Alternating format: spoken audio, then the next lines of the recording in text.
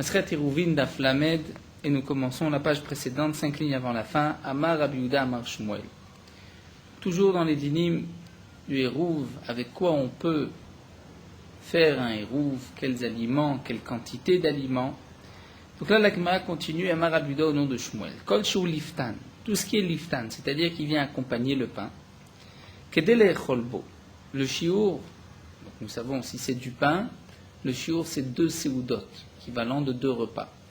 Si c'est un liftan qui accompagne le pain, dans ce cas-là, on devra prendre une quantité suffisante, kedele cholbo, que généralement, lorsqu'on fait 2 repas, 2 séoudot, on utilise tant de liftan. C'est-à-dire, si pour une séouda, on utilise 200 grammes de liftan, donc il faut 400 grammes de liftan pour 2 séoudot. Mais kol sheno liftan, si ce n'est pas un liftan, c'est-à-dire qu'il ne vient pas accompagner le pain, comme nous le verrons même par la suite que la Gemara considère que la viande crue n'est pas considérée comme un liftan. Donc à ce moment-là, kedel echol aimenu, c'est la quantité de quoi faire 2 repas de cet aliment.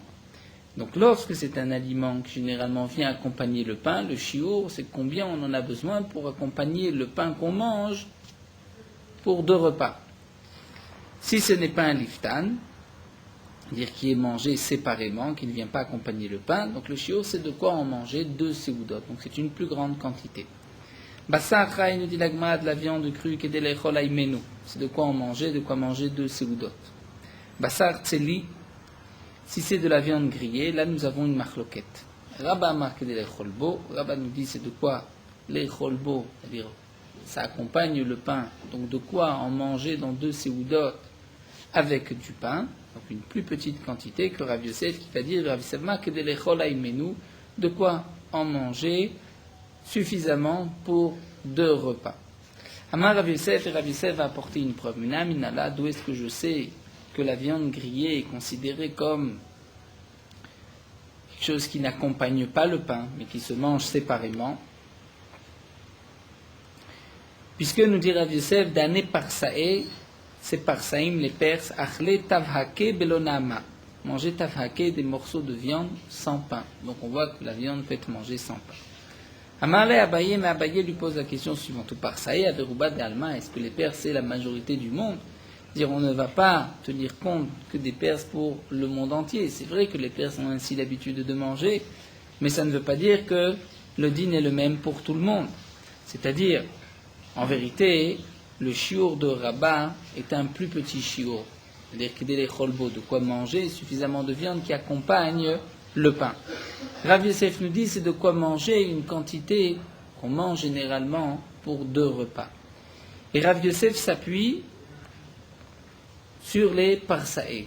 Puisque les parsaé ont l'habitude d'en manger séparément, donc tout le monde sont considérés comme des parsaé, mais ne mangent cette viande grillée,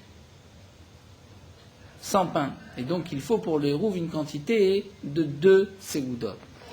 Alors, demande Abaye Vatnan, pourtant nous avons une Mishnah qui nous dit Bigde aniim la aniim, les habits des pauvres pour les pauvres. C'est-à-dire, dans les dynimes d'impureté, il y a un shiur. Pour qu'un morceau de tissu soit impur, il faut qu'il y ait une quantité, c'est-à-dire une grandeur de 3 doigts sur 3 doigts, shalosh etzbot, puisque c'est le tissu le plus petit qu'un pauvre peut utiliser.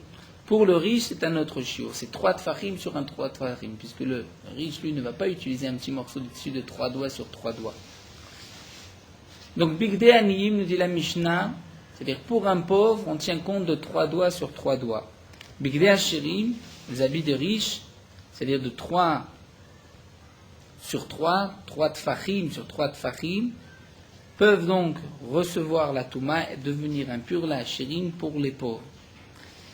Aval, et là nous commençons d'aflamer bigde asherim la nimlo, mais les habits des riches pour les pauvres non, c'est-à-dire, nous explique Rachid, lorsque nous avons un habit de 3 tfachim sur 3 tfachim, nous n'avons pas besoin autant pour un pauvre, même si nous n'avons que 3 etzbaot sur 3 etzbaot, c'est suffisant, étant donné que le pauvre se suffit d'un petit morceau de tissu. Donc nous voyons qu'on ne tient pas compte pour le pauvre du riche.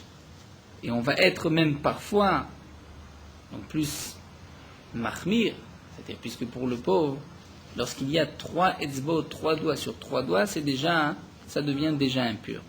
Donc de même demande la Gemara, comme l'explique Rashi, c'est vrai que pour les parsaïm, ce n'est pas considéré comme un liftan, puisque eux le mangent sans pain, mais étant donné que pour nous, on le mange avec du pain, donc on devrait se suffire d'un petit chiour et d'une petite quantité de quoi faire 2 repas avec le pain.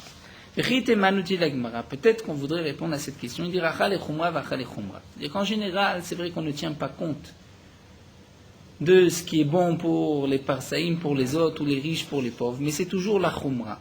C'est-à-dire, pour le pauvre, on ne dit pas qu'il faut un morceau de tissu de 3 tfachim, même s'il n'a que 3 doigts, c'est bon. On est mahmir, puisque le pauvre, lui, n'utilise pas le tissu. Et généralement, il se suffit d'un morceau de tissu plus petit. Ici aussi, on peut dire une khumra, la khumra, c'est-à-dire, puisque les parsaïm mangent sans pain, donc il faut une grande quantité, donc pour le hérouv aussi, il faut une grande quantité.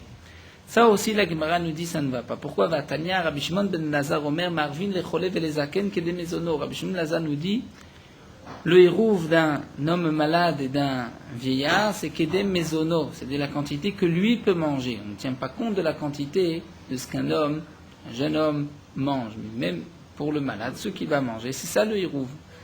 Velara aftan, si un homme est affamé, donc lui a très faim, quelqu'un qui a l'habitude de beaucoup manger, son hérouv sera Besouda Benonit Shel Koladam, l'équivalent de 2 repas, mais d'un repas moyen, comme tout le monde.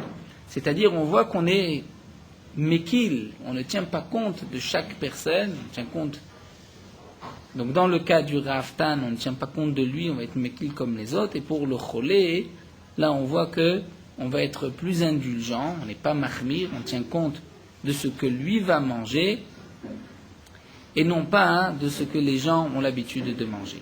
Alors donc nous dit la Gemara, on devrait dire la même chose pour les Perses, et Kashia, la Gemara dit effectivement c'est une question.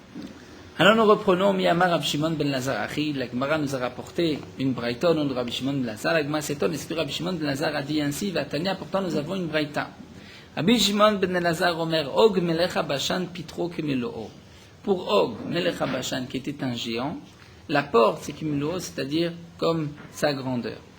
Et là, nous avons besoin de Rashi. Rashi nous explique que, généralement, nous avons une halakha lorsqu'il y a un mort dans une maison et que toutes les portes de cette maison sont fermées, la maison elle-même devient comme le cercueil du mort et elle communiquera une impureté même de l'extérieur. Lorsqu'il y a une porte ouverte, à ce moment-là, devant cette porte, il y a aussi une impureté selon les notions, selon les dinim qui sont marquées dans les halachot, comme le Rambam le rapporte dans les Chot Tumatmet. Lorsqu'il y a plusieurs portes et que nous ne savons pas par quelle porte le mort va sortir, donc devant chaque porte, il y a aussi le toit de la porte, c'est considéré comme impur.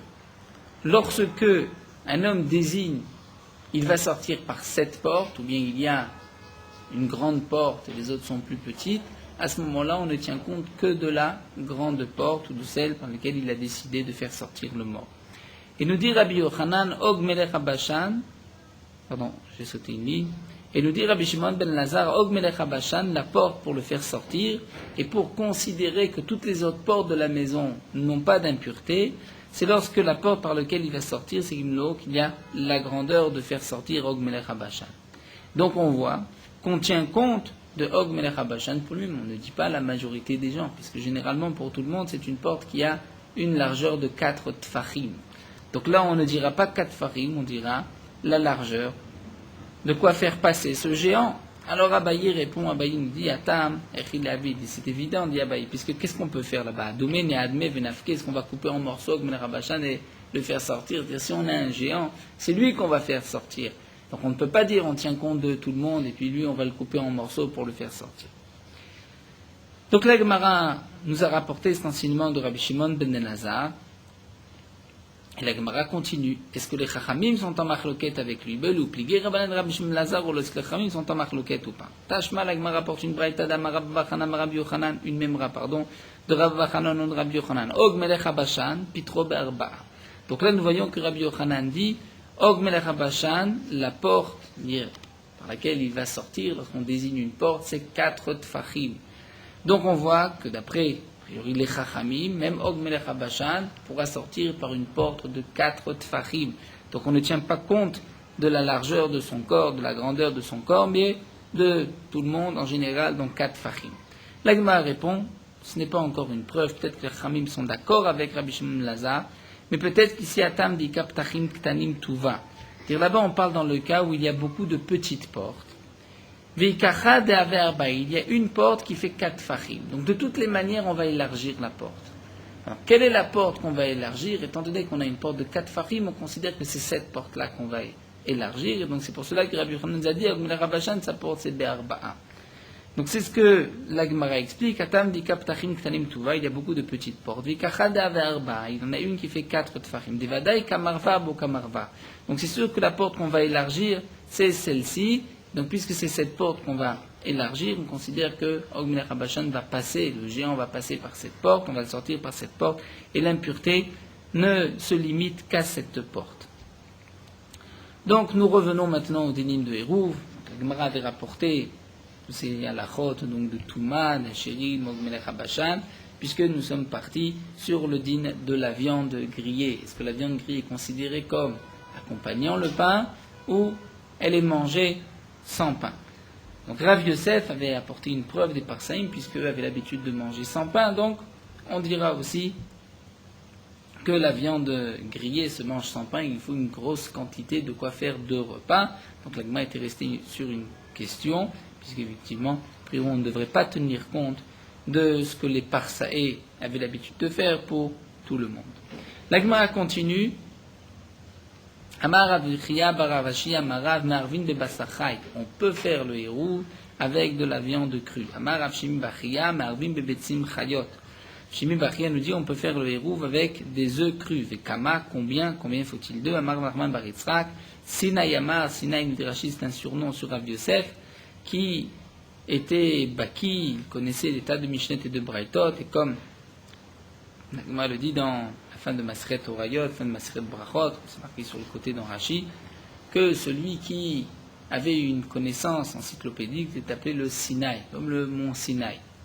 Celui qui avait une profondeur de raisonnement, de pile-poule, c'était le Oker Harim, celui qui arrivait à déraciner même une montagne. Donc Sinaï, Rav Yosef, une étude de dire Shtaim, 2 œufs. Lorsqu'il y a 2 œufs, dans ce cas-là, on peut faire le hérouv. Nous continuons sur l'explication de notre Mishnah. Dans la Mishnah, nous avons vu Anoder min Amazon mutar b'mayim. Celui qui fait le neder, le vœu de ne pas tirer profit de mazon, c'est-à-dire, on va traduire pour l'instant d'aliments, mais d'aliments peut-être qui nourrissent, qui sont considérés comme un mazon, de quoi faire un repas, même si cet homme donc, a fait le vœu de ne pas tirer profit de mazon, il pourra consommer de l'eau et du sel, comme nous l'avons vu dans la Mishnah. Donc là, la Gemara va développer les dinim du neder. Melach ou maïm de l'écrit mazon, dit la Gemara, donc il n'y a que le sel et l'eau qui ne sont pas considérés comme appelés mazon. Akol miné écrit mazon, mais toute autre chose est appelée mazon. Mazon, c'est vrai que la traduction est un peu difficile, nous verrons par la suite une traduction plus exacte. Nous verrons le mazon et il y a ce qui est zan. Donc mazon, on pourrait traduire comme tout aliment qui nourrit, qui rassasie, qui peut servir de repas. Donc la Gemara pose tout d'abord une première question. Donc, nous voyons de notre Mishnah qu'il n'y a que l'eau et le sel qui ne sont pas considérés comme mazon. Les matevet yufta des Rav Shmuel, c'est peut-être donc une contradiction contre Rav Shmuel. Les Rav Shmuel et Amotarvayu ont tous les deux dit on ne fera la bracha de boré miné mezonot, donc Akadosh Baruch Hu qui a créé le mezonot, que sur les 5 céréales, les 5 minimes, les 5 espèces, les 5 céréales, c'est-à-dire le blé, l'orge, l'avoine, le seigle et l'épeautre. Donc, puisque Rav Shmuel nous ont dit mazon, puisque boré miné mezonot, c'est que les 5 minimes, Donc a priori, notre Mishnah vient dire le contraire, parce que le Mishnah nous dit que tous les aliments sont considérés comme sont appelés mazon, à l'exception de l'eau et du sel. Mais on a déjà posé une question, on a déjà contredit Rav Shmuel. Donc pourquoi, encore une fois, la Gemara répond, peut-être que on peut apporter une autre question de cette Mishnah contre, donc une preuve contre Rav Shmuel. Amar Ravuna dit, il n'y a pas de contradiction. Pourquoi? Lorsque notre Mishnah nous a dit, Anoder min Amazon mutar b'maim melar, c'est un homme qui a dit kolazan alay, c'est-à-dire tout ce qui nourrit alay, je me l'interdis. À ce moment-là, effectivement, maim ou melach ou de l'ozaïna kol milezaïne, mais tout le reste nourrit. Puisque ça nourrit, même Rashi rajoute le mot ça rassasie, donc on considère que tous les aliments vont rassasier, vont nourrir.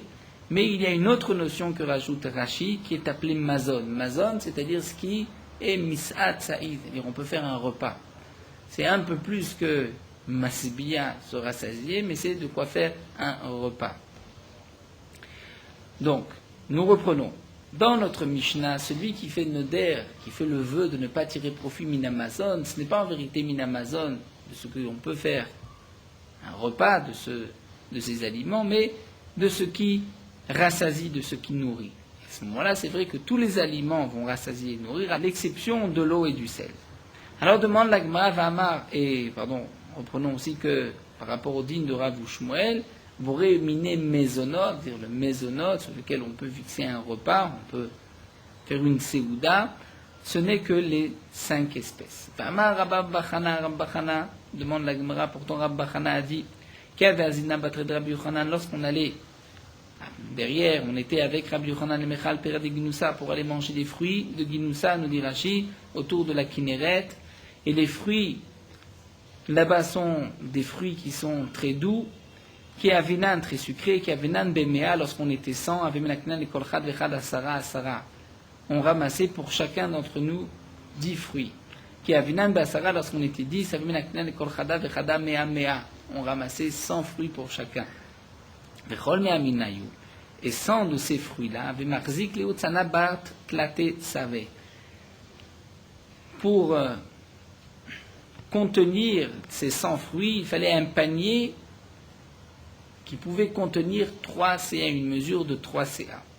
Et Rabbi Yochanan lui mangeait donc, tous ces fruits, les 100 fruits, et ensuite il disait, Shevuata, et je jure, je peux jurer, que je n'ai pas encore mangé, je n'ai pas encore goûté ce qui est ziyouné, c'est-à-dire qui me rassasie. Et Rabbi Yochanan dit, je suis encore affamé.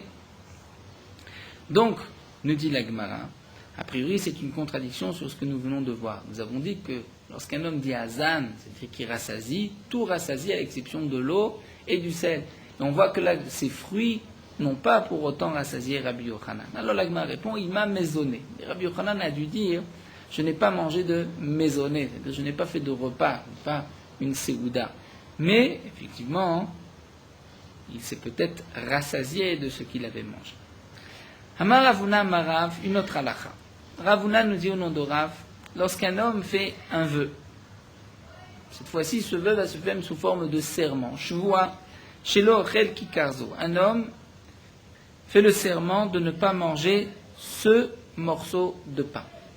Est-ce que l'on peut utiliser ce morceau de pain comme érouve pour lui, pour qu'il puisse, érouve troumim, pouvoir se déplacer un peu plus loin, il ne pourra pas manger de ce pain. Eh bien, nous dit Ravuna au nom de Rav, Marvin Loba. On pourra faire un érouve avec ce pain, bien que lui a fait le serment de ne pas le manger. Mais dans le cas où il a dit Kikarzo Allah, c'est-à-dire, je prends sur moi l'interdiction de tout profit de ce morceau de pain, En Marvim Loba, dans ce cas-là, on ne pourra pas faire de héros avec ce pain, puisqu'il s'est interdit tout profit de ce pain. Donc c'est vrai qu'il ne va pas le manger, même s'il ne va pas le manger, donc on aurait pu faire un hérouve, mais étant donné qu'il s'est interdit tout profit, il a là un profit, puisqu'il va pouvoir s'en servir comme hérouve. Ça, c'est ce que Ravuna nous dit. Donc il y a une différence. Si un homme a dit Kikarzo, je m'interdis ce pain, ou kikarzo alay, c'est-à-dire je m'interdis tout profit de ce pain.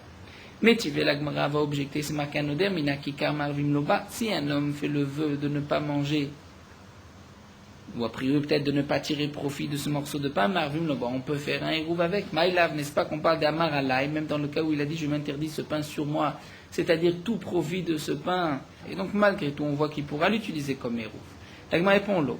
D'Amarzo, on parle dans le cas où il s'est interdit ce morceau de pain, donc on pourra l'utiliser comme hérouve, puisqu'il ne s'est pas interdit tout profit de ce pain-là.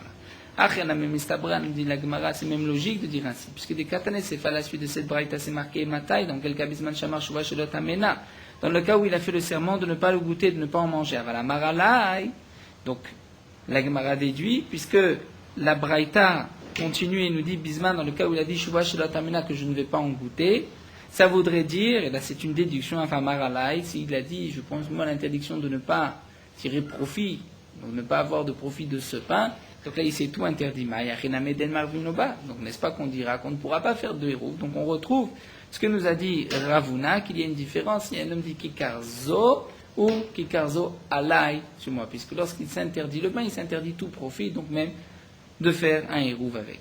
Alors nous dit la Gemara, s'il y a vraiment cette distinction entre zo et zo alay, yari, adetane, ce qui est marqué à la suite de cette braïta, kikarzo ekdesh en marvim loba. Si un homme dit, ce morceau de pain, je le rends ekdesh, c'est-à-dire je l'offre au Beth Amikdash, dans ce cas-là, on ne pourra pas faire de hérouv, puisque là, il a tout interdit, il a interdit tous les profits de ce pain appartient au ekdesh. Les fiches en marvim bekdeshot, puisqu'on ne peut pas faire de hérouv avec ce qui est ekdesh. Alors nous dit la Gemara, si vraiment, comme l'a dit Ravuna, il y a une différence lorsqu'un homme dit kikar, zo ou kikar zo alay. Donc pourquoi, pour nous interdire, pour nous dire on ne peut pas faire de hérouv, on a été jusqu'au ekdesh. L'iflok velitne bedida, la braïta aurait très bien pu faire une distinction, toujours dans l'interdiction de neder de chouva, et de dire bamet varimamunda marzo, dans quel cas lorsqu'il a dit ce pain-là je me l'interdis, on peut faire un hérouv. Mais s'il a dit ce pain-là, il est interdit sur moi, c'est-à-dire tout profit de ce pain-là, dans ce cas-là, on ne pourra pas faire de hérouv. Donc pourquoi aller jusqu'au ekdesh? C'est une question qui est souvent apportée dans la Gemara, c'est-à-dire lorsque la braïta veut nous donner le cas extrême, le cas interdit, on n'a pas besoin d'aller a priori chercher un cas extrême, si on a un cas qui est plus proche, qui est plus près du premier cas. Alors Amar Lecha Ravuna reprend et dit alors, tu veux dire, Elamai, Kolechad Amar Alay Me'arvim, tu veux dire que même dans le cas où il a dit je m'interdis ce pain sur moi, c'est-à-dire tout profit de ce pain-là, malgré tout on pourra faire le héros, alors tu te retrouves avec la question précédente, Kacher Echa. La première question, puisque la Braïta a dit Bamet Varim Amurim, dans le cas où il a dit Shlot Amena, que je ne vais pas en goûter, ça voudrait dire si tu t'interdis tout profit, tu ne pourras pas faire de héros. Donc de toutes les manières, nous dit Ravuna, que tu dises ainsi, comme j'ai dit, ou différemment, tu te retrouves avec une question. Alors la Gemara répond, Chasure Mersera, donc c'est Ravuna qui dit, il faut ainsi expliquer, Vari Katane. Hanoder Minaki Karmar Vim Loba. Voici donc ce que la Braïta a voulu dire. Si un homme fait le vœu de ne pas tirer profit d'un morceau de pain, on pourra faire un héros avec ce morceau de pain. Va Filou Amar Alay, et même dans le cas où il a dit Alay, c'est-à-dire, je m'interdis sur moi tout profit de ce morceau de pain, dans ce cas-là, Naase que Omer Shua Shelatamena, c'est comme s'il a fait le vœu et qu'il a dit je ne vais pas en goûter. Donc ça c'est l'explication que la Gemara va donner à la Braïta. La Braïta qui a dit Meshua Shelatamena, la Braïta voulait nous dire celui qui fait le vœu de ne pas tirer profit du kikar, on pourra faire un hérouv même dans le cas où il a dit alay, puisque c'est comme s'il a dit Shelatamena. Et là Rashi nous explique que a priori, Ravuna, c'est quand même logique ce que nous dit Ravuna. Si cet homme s'interdit kikarzo alay, c'est qu'il interdit tout profit de ce pain-là. Donc s'il interdit tout profit, on ne pourra pas faire de hérouv avec ce pain-là. Malgré tout, la Gemara qui n'est pas d'accord avec Ravuna, non, il n'est pas obligé de manger. Comme nous l'avons vu auparavant dans la Mishnah, ça nous verrons par la suite Yom Kippour. Mais comme nous l'avons vu dans la Mishnah, le Nazir peut faire un hérouv avec du vin. bien que le nazir ne peut pas consommer ce vin, ou le Israël avec de la terouma. Donc c'est pour cette raison que dans le cas où il fait le vœu de ne pas manger ce morceau de pain, il pourra malgré tout faire le hérouv, puisque même si lui ne peut pas en manger, un autre pourra en manger. Mais lorsqu'on s'interdit tout profit de ce pain-là, donc même un profit, de cette manière indirecte, puisqu'on va, grâce à ce pain, j'ai un hérouv, je pourrais marcher de ça je me le suis aussi interdit. Donc c'est pour cela que Ravuna interdit dans le cas où il a dit Kikazo alay, je ne peux pas faire le hérouv avec. Mais l'Agmara, qui n'est pas d'accord avec Ravuna, pense que lorsque cet homme a dit Kikarzo alay, en vérité, ce n'est pas qu'il s'interdit tout profit. Il s'interdit tout profit de consommation. Donc même lorsqu'il a dit alay, ça ne veut pas dire qu'il s'est interdit tout profit, même au point de profiter d'avoir fait un hérouv, mais tout profit de consommation. Donc puisque pour le hérouv, je n'ai pas besoin de le consommer, donc c'est pour cela que l'Agmara veut contrer Ravuna et veut dire que même dans ce cas-là, c'est bon. Donc en tout cas, l'Agmara, avec toutes ces questions sur la Braïta, a terminé en disant qu'il faut ainsi expliquer la Braïta. Celui qui fait le vœu de ne pas manger ce morceau de pain, on pourra faire le hérouv, comme le nazir peut faire le hérouv avec le vin. Et même dans le cas où il a dit Allah, et donc il s'interdit tout profit, en vérité, ce n'est pas qu'il s'interdit tout profit, il s'interdit tout profit de consommation, de achila.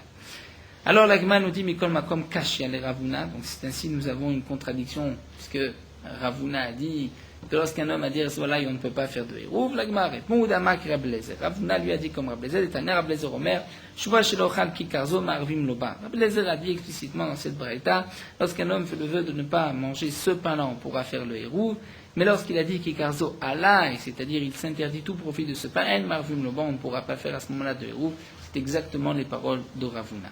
La Gemara termine cette sugia en posant une contradiction. Est-ce que vraiment Rablezer a dit ainsi?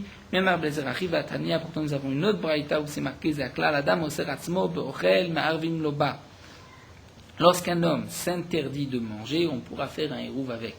Puisque, comme l'explique Raji, lui s'est interdit un profit de consommation d'une action de manger.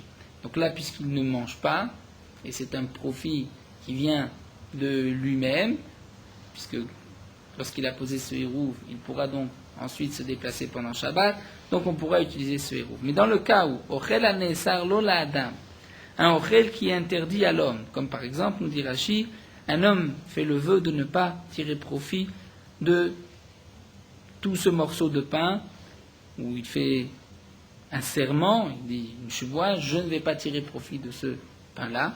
Donc c'est interdit là, on ne pourra pas utiliser ce pain comme hérouv, étant donné que le hérouv ici est un profit que cet homme s'est interdit. Donc Tanakama nous dit, lorsqu'un homme a dit Adam oseratzmo beochel, on pourra faire un hérouv, puisqu'il s'est interdit la consommation, l'action, alors que là pour le hérouv il a un profit passif. Lorsque ochel anesal, l'Adam il s'est interdit tout profit, on ne pourra pas faire de hérouv. Et Rablezer ajoute et dit, Kikarzo alay marvim loba, si un homme s'est interdit ce morceau de pain, on pourra faire un hérouv. Même lorsqu'il a dit, je m'interdis ce morceau de pain sur moi, c'est-à-dire qu'il s'interdit tout profit. Donc, comment se fait-il qu'il pourra faire un hérouv avec? C'est qu'il s'est en vérité interdit tout profit de consommation, comme nous l'avons vu. Mais lorsqu'un homme dit Kikarzo hekdesh, la en marvim loba, lorsqu'il a dit hekdesh, on ne pourra pas faire de hérouv, c'est marvim loba hekdeshot, puisqu'il ne peut pas tirer profit du hekdesh. Donc, nous voyons dans cette dernière braïta que d'après Rablezer, même lorsqu'un homme a dit Kikarzo alay, on pourra faire un hérouv, et nous venons de rapporter une braïta au nom de Rablezer qui dit le contraire. L'Agma répond très Tanaï vel bide Rablezer. C'est une marloquette. Il y a deux Tanaïm concernant les paroles de Rablezer. Qu'est-ce que Rablezer a effectivement dit? Donc, ce n'est pas une question sur Ravuna, puisque Ravuna, lui, s'appuie sur un Tana au nom de Rablezer qui a dit qu'il y a cette différence lorsqu'un homme dit je ne consommerai pas ce morceau de pain, ou bien je ne vais pas tirer profit de Kikarzo alay, nous l'avons vu, donc Kikarzo alay ou Kikarzo. Kikarzo, on pourra faire un hérouv, d'après Rabna, Kikarzo alay, on ne pourra pas puisque c'est interdit tout profit de ce pain. La Gemara reprend avec le hérouv du nazir. Nous avons vu Marvim Nazir Beyaïn, on pourra faire un hérouv pour le nazir avec du vin, bien que le nazir ne peut pas consommer ce vin, ou bien, comme nous avons vu dans la Mishnah, le Israël pourra utiliser de la terouma, bien que le Israël ne mangera pas de terouma. Nous avons vu dans la Mishnah que Soumkrous, sur ce dernier point, est en marloquette et pense que le Israël ne pourra faire de hérouf qu'avec des aliments choulin, donc non pas de terouma, profane, il n'y a pas de doucha.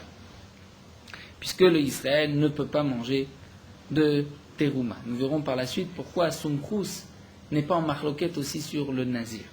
Donc la Gemara nous dit matnitim de loke bet Shammai. Notre Mishnah, ce n'est pas comme bet Shammai, puisque nous avons une braïta, les Tania bet Shammai, omrim en marvim nazir beyain de Israël bet terouma. Bet Shammai donc dit le nazir ne pourra pas faire de roux avec du vin puisqu'il ne peut pas en consommer, de même le Israël avec de la terouma. Bet Hillel omrim marvim nazir beyain de Israël bet terouma. Bet Hillel nous dit on pourra faire un hérouv pour le nazir avec du vin et de Israël bet terouma. Moulaim Bet Hillel et Bet Shammai. Bet Hillel on dit à Bet Shammai. Yatem motnim. N'êtes-vous pas d'accord? Et nous tournons la page. Chez Marvim les Gadol, Yom Kippourim. Donc le cas de Yom Kippour, on peut faire un hérouv pour Yom Kippourim, bien que Yom Kippour, tout homme doit jeûner, un Gadol qui a déjà 13 ans de Seharot, nous dit Rashi, il est donc tenu au din, à l'interdiction de manger au jeûne de Yom Kippourim, et pourtant on pourra faire un hérouv. Comment se fait-il? Donc bien que demain il ne pourra pas en manger, mais puisque demain il pourra donner à un enfant l'aliment du hérouv, donc le gadol, le grand, pourra en profiter, l'adulte pourra en profiter. Donc de même, réplique Bet Hillel à Bet Shammai, on devrait dire qu'on peut faire un hérouv avec du vin pour le nazir. Amrou lahem, Bet Shammai a répondu aval, c'est vrai que Yom Kippourim, on peut faire un hérouv pour un adulte. Amrou lahem, alors Bet Hillel on dit Shem Shem Arvim Gadol Yom Kippourim, de la même manière qu'on peut faire un hérouv pour un adulte jour de Yom Kippour. Ken Marvim Nazir B'Yem l'Israël Bet Terouma, on pourra faire un hérouv pour le nazir avec du vin ou le Israël avec de la terouma. Ou Bet Shammai, ils vont répondre Atam, il y a une différence. Ika Seuda Gouyem Beodiom. Et Yom Kippourim, c'est vrai que le hérouv ne peut pas être mangé pendant Yom Kippourim, mais juste avant Yom Kippour, il peut être mangé. Aram ici Lika Seuda Gouyem Beodiom. Là, cette Seuda ne peut pas être mangée, c'est-à-dire le vin ne peut pas être consommé par le nazir avant Shabbat, donc on ne pourra pas faire de hérouv avec. Keman, nous dit la Gemara, comme qui? Donc on poursuit. Delo Kechanania. Notre Mishnah ne va pas non plus comme Hanania. C'est-à-dire, Rashi nous explique, cette dernière braïta où nous venons de voir que d'après Bet Shammai, on pourra faire un hérouv, par exemple, Yom Kippourim, par des aliments, par du pain, même si cet homme ne pourra pas en manger, a priori cet enseignement n'est pas comme Hanania, puisque nous allons voir que d'après Hanania, au nom de Bet Shammai, pour le hérouv, il faut plus que du pain. Des Tanya, Hanania omer kolatzman shel Bet Shammai lo ayu modim behérouv, at yotzi mitato vekol kelit hashmishav lesham. Bet Shammai eux-mêmes pensaient que pour le hérouv, ce n'est pas suffisant de mettre un peu de pain, il faut faire sortir, mettre son lit et toutes ses affaires à l'endroit où il compte, entre guillemets, passer Shabbat, les jubot, pour pouvoir ensuite de cet endroit continuer 2000 amot.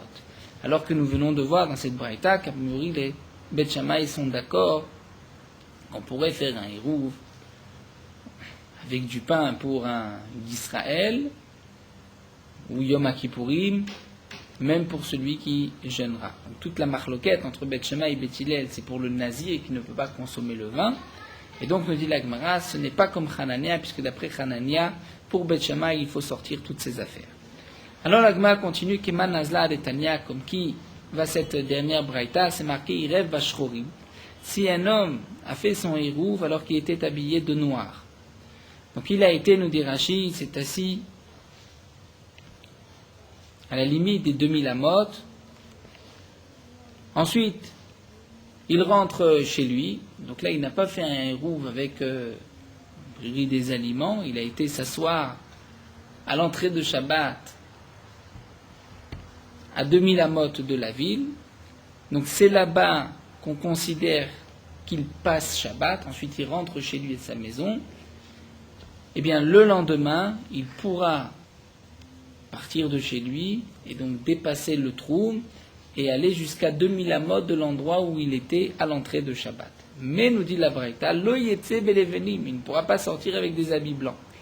Belevenim, dans le cas où il a fait son hérouv alors qu'il est habillé d'habits blancs, le Yetze Beshchorim ne sortira pas avec des habits noirs. Et généralement, pour le hérouv, on n'a pas besoin d'être là-bas à l'entrée de Shabbat. Il suffit de mettre des aliments. Là, on parle dans le cas où cet homme a été s'asseoir. C'est-à-dire c'est lui qui a été Koné Shvita avec ses habits.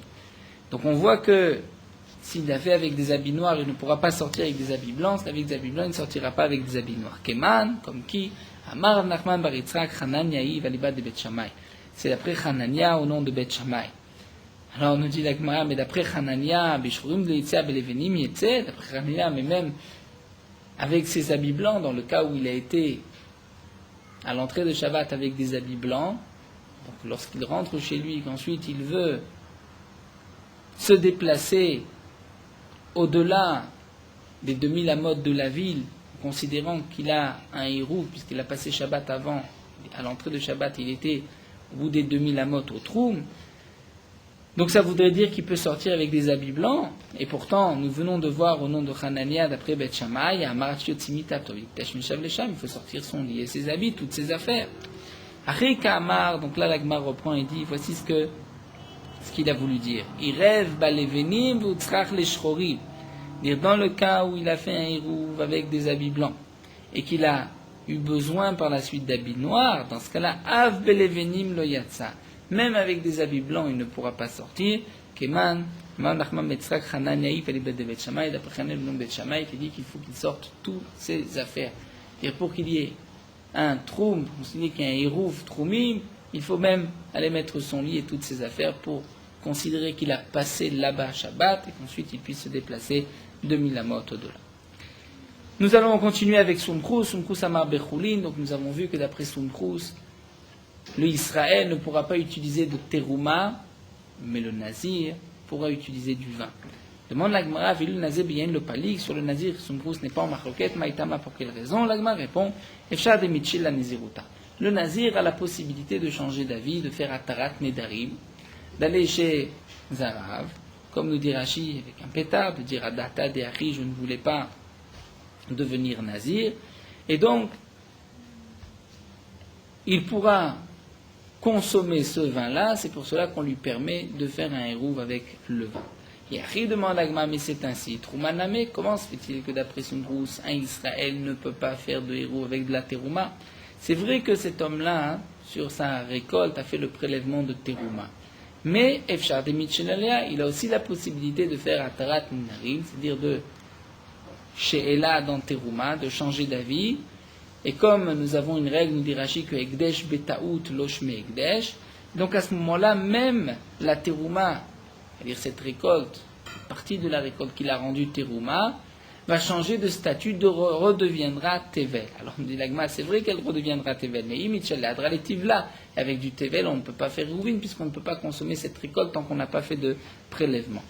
Alors on dit l'Agma, Velifrosh Alamima Komacher, peut-être qu'il pourra, donc à Menashpshot, à l'entrée de Shabbat, faire une afracha, c'est-à-dire prendre d'ailleurs, puisque maintenant il change d'avis. Donc c'est vrai qu'il n'est pas devant, mais il pourra dire, tiens, prenons dans le cas où il a fait avec du blé, donc il pourra dire, j'ai du blé chez moi, et une partie de ce blé sera la terouma du blé de mon hérouf. L'Agma nous dit, ça c'est pas possible, puisque le nerchedou chavem mitrom shlom le mukaf. Nous avons l'interdiction, en vérité, de faire de la terouma lorsque le prélèvement que je vais prendre n'est pas minamukaf, n'est pas à côté de la récolte que je veux arranger. Alors dit l'Agma velifrosh la minéoubé. Donc il pourrait prendre de cette même récolte, c'est-à-dire, il va changer d'avis et il va dire, prenons un exemple, où un homme avait une quantité de terouma. Donc, il a voulu faire le hérouv avec cette terouma. Donc Sumkrus nous dit, on ne pourra pas, puisque c'est un Israël, il ne pourra pas consommer cette terouma. Demande la Gemara pourquoi. Il peut changer d'avis, faire une she'ela sur sa terouma, et à ce moment-là, cette récolte devient automatiquement tevel. Elle perd son statut de terouma. Dit la Gemara, mais si ça devient tevel, tu ne peux toujours pas la consommer. Dit la Gemara, il pourra faire un prélèvement sur autre chose. La Gemara, sur autre chose, il ne pourra pas, puisque d'une autre récolte, puisque ce n'est pas minamukaf, ce n'est pas à côté. Alors dit la Gemara, il prendra une partie de cette récolte, qui sera terouma, et avec la partie restante, il pourra l'utiliser pour son hérouv.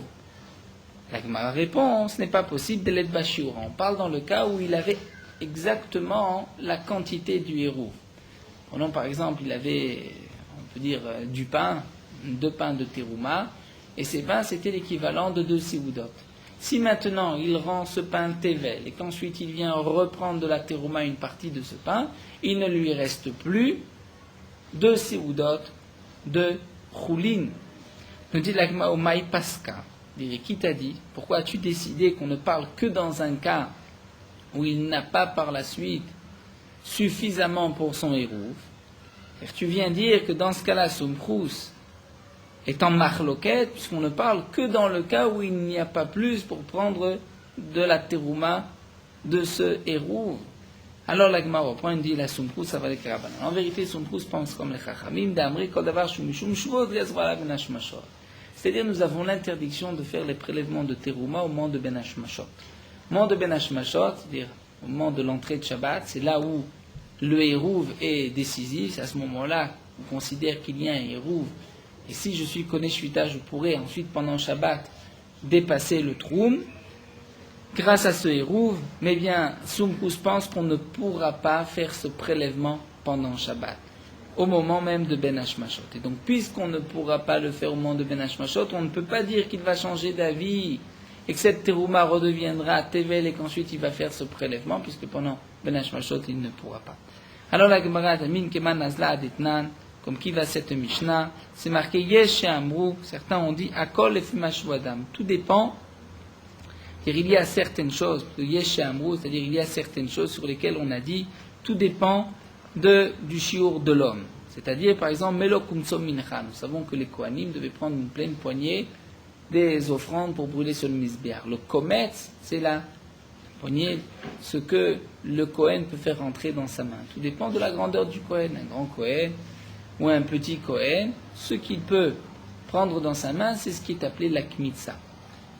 Ou encore Melo Chofnav Ketoret. Le Kohen Gadol, le jour du Yom Kippourim, devait prendre Melo Chofnav et mettre ses 2 mains, avoir une quantité de ktoret. Donc tout dépend aussi de la largeur de ses mains. Bachoté Melo Lugmav Yom Kippourim.